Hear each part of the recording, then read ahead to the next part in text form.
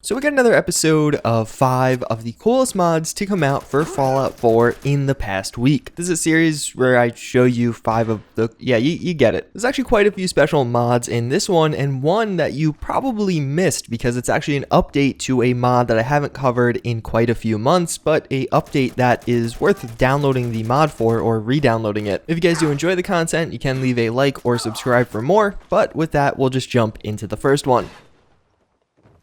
So first we have a beautiful new weapon mod from Axis, that with the Sjorgen Kinetic, and I'm probably pronouncing that wrong, I'm not Swedish. This is from the mod author that's brought us things like the AK-5C as well as many others, and as you can see, he has brought quality to the table yet again. But this time around, Axis took a decisive turn, making this mod unable to shoot. Yeah, so basically this weapon mod's actually, as of right now, going to function largely as a bat in Fallout 4. Something that's totally innovative and almost nobody else has done at this point. I talk time and time again about how I want mod authors to push the scene forward, and I think this is it. This could just be what the next generation of Fallout 4 weapon mods actually looks like. Alright, so for those of you who didn't realize at this point, yes, I was joking for most of that. More or less what it seems like is the model is complete, but the animations and the shooting component of this wasn't quite done, so instead we got kind of a joking mod that does actually look quite high quality. Like, the weapon as a bat does look particularly good, and on Axis's channel he has actually released a trailer of what it's going to look like in its final form, so it's definitely one that if you want to download right now and check out, is quite a bit of fun to mess around with, but otherwise hopefully a full version is only a bit away.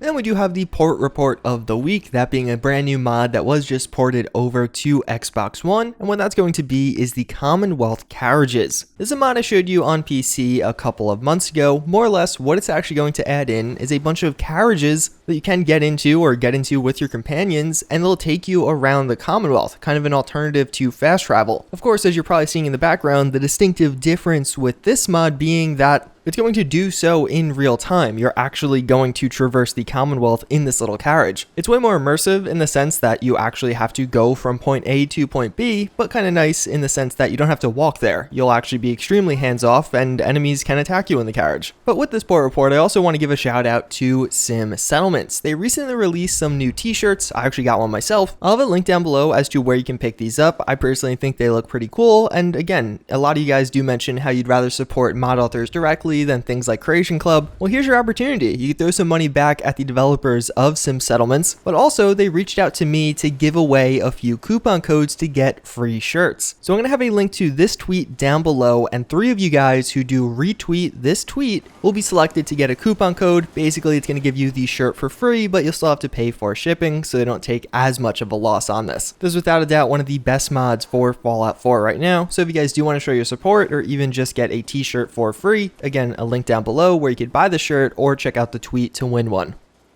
And then we have the mod I titled this video on, and it's awesome, but also kind of hard to make a video on. So it's going to be called Unique NPCs. You know how in real life every animal doesn't look the same? You have an animal and then certain subspecies of that animal of different shapes, sizes, etc. Well, more or less this mod's going to make it so the creatures in Fallout 4 are also like that. Take the Deathclaw for example. Now when a Deathclaw does spawn, it can be various different sizes, have a different set of textures applied to it, giving it a slightly different appearance, and this goes along with all the different subspecies, so 2 glowing Deathclaws will probably look a bit different based off whatever textures they do have applied to them and their size. And even beyond that, for some of these different animals, the ones that do drop hides, the hide will be different based off the subspecies you do encounter. For the Deathclaws alone in this, there's over 100 different possible combinations, so almost every time you see a Deathclaw, something may be slightly different, at least compared to the last time you saw a Deathclaw. And this applies to everything in game. All of the different creatures you do encounter in Fallout 4 will come in different shapes and sizes, some of them featuring more custom content than the others, like the Deathclaw is one in particular that has a lot of customization and variety. And even if all that wasn't enough, it's also going to add in new NPCs. In total, 5 are are going to be added in, many of these actually being existing ones that you could download. It was just integrated into this mod, but it's getting the same treatment with different shapes and sizes for all those custom NPCs also. All 5 of them are very lore friendly, so you don't have to be fearful in that regard. But honestly, at the end of the day, this mod is massive. It makes it so encountering enemy creatures in Fallout 4 is now a significantly more unique and memorable experience. Now when you encounter a legendary Deathclaw, it's not just going to be the fact that it was a legendary and maybe hard to take down, but visually it's going to be larger, have a custom set of textures, and also be extremely difficult to take down. It's honestly one of those mods that I would say probably after downloading this, I'll never remove it from my game because the changes are lore friendly, don't actually impact performance all that much or at all, and I think it's all around just a positive impact on Fallout 4.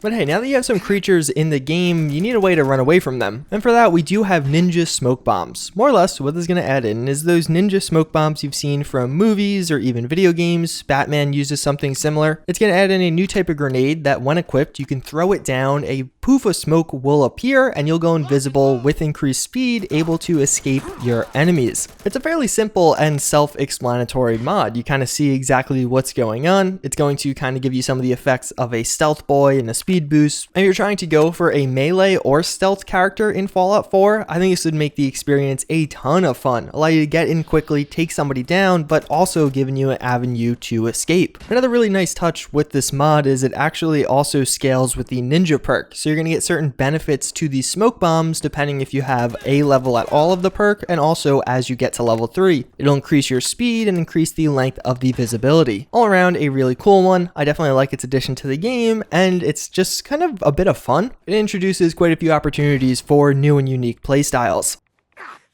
And last but not least, we do have the SA-80. I covered this mod quite a while ago on this channel, and just to totally convey the changes, look at the original coverage and the shooting of it, and then look at it as it stands today. I think visually that could be enough for some of you to download this mod right now. But put simply, since this mod's original implementation, there has been a ton of polish and even a bunch of new features. Brand new custom animations by Hitman, who has made a ton of animations that we all love for many different mods. And just in general, this mod has a ton of customization. You can get the traditional L85 that you know and love. You can get a carbine version that's actually going to have a shortened barrel, a kind of tactical version with rails as well as a foregrip, or even the L86, which is more of an LMG, and you can really mow down enemies with it. Even beyond that, it features custom paint jobs, integration into the leveled list, and it's even going to have a few unique variants that you can find scattered across the Commonwealth. I know a lot of you guys probably checked out this mod when it initially came out because it was the only one of its kind. I would give it another go because this thing is awesome. It's a ton of fun to use and right up there with some of the other highest quality weapon mods for Fallout 4 right now.